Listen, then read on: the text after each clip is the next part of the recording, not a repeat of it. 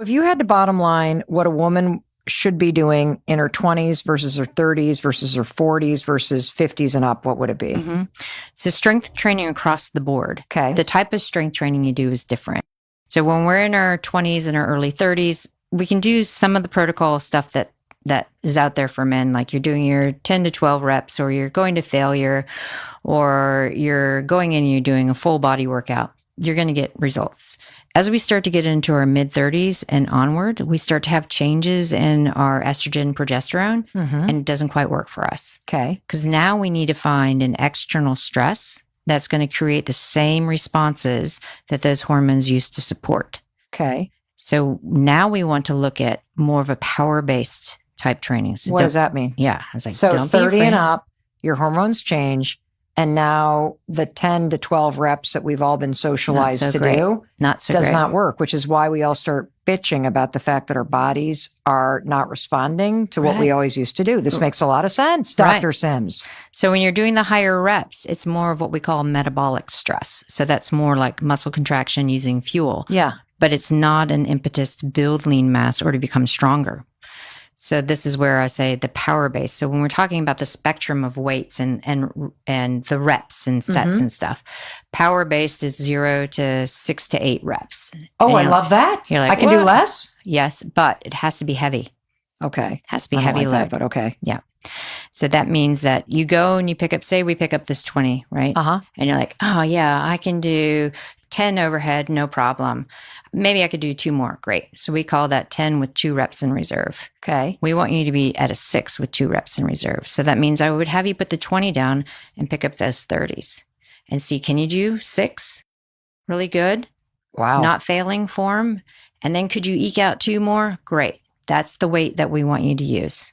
Gotcha. So I'm definitely lifting way too light, and I am lifting far too much of it. Like the little tiny 2-pound weights with the put those down. Put those down. Like those aren't doing anything for my chicken wing arms? No, not at all. Okay. Not at all. Well, that explains it, because I'm like, why does this hurt so much? And I'm getting 0 result here. Yeah. But my daughters literally look like they're cut. Yeah.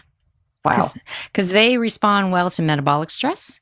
As our bodies get older, we need more of a central nervous system stress. So the general takeaway here is that when we hit that sort of late 30s to 40s mark and our estrogen is dropping and our bodies are changing and we're not getting the same results, you got to really focus on these sprint trainings and also doing weight training where the load is heavier, but the reps are shorter. Yeah. But I don't want women who are listening to go, oh, I heard Mel's podcast and I have to go lift these heavy weights and do sprint training. It takes time to learn how to do things well without getting injured. Because, I mean, when we get older, we're more susceptible to soft tissue injury, joint injuries. So I always want women to learn how to move first. So if you've never done any kind of strength training, don't be put off by, oh, I heard I have to lift heavy weights. I better not do it at all. No, any kind of resistance is good. Maybe it's just body weight at the start. Maybe you're doing a body weight circuit and then maybe you're putting a backpack with some stuff that's in there to make it a little bit heavier. Maybe you're following somebody online that's teaching you how to move properly first. And over the course of time, you can add load because your body is learning how to move and it's becoming stress resilient. So you add load to increase that stress. And then over the course of 6 to 8 months, you're going to be in lifting heavy weights and doing the sprints without injury. So it's not a training block. Like we've all been conditioned to, what do I do every day, in and out, so I can get X results. We want to think about, what am I doing to improve my overall health, my strength, my bones, my brain, so that when I'm 80, I'm self-sufficient. When I'm 90, I'm self-sufficient. It's not a training block. It's a lifestyle that we want in. So it takes time to build into that lifestyle. So I have another question from a listener named Aaron. Is it better to use machines or free weights? With machines, I want people to realize that it's hard for a woman to actually get the machines to fit well because they are designed for a 5'8" to 6 foot guy who's 160 to 190 pounds. So if you are outside of that norm, it's really hard to get the right fit, which can predispose you to injury. If you are just getting started it can be a way because you're not going to put a lot of load on. You're not going to get as injured. Like for me personally, I'm not a huge fan of something like Planet Fitness, but I do appreciate the fact that they've opened the doors to so many people to make lifting accessible.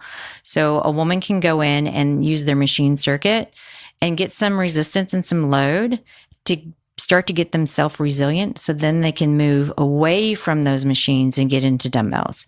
I like more of the free weights where you have a barbell or a dumbbell because you have to use more of your stabilizing muscles, which is how we move anyway.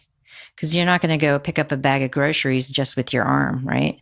So if you're looking at bicep curls or tricep dips on a machine, that's not functional per se. Yes, you're adding load, but I like it when people are, okay, I've got to lift the groceries or I've got to lift this overhead. So I'm going to do a full squat using my abs and I'm going to go from ground to overhead. It could be with a plate, it could be with a dumbbell. It could just be that motion at start because we have to think about how we move in the day.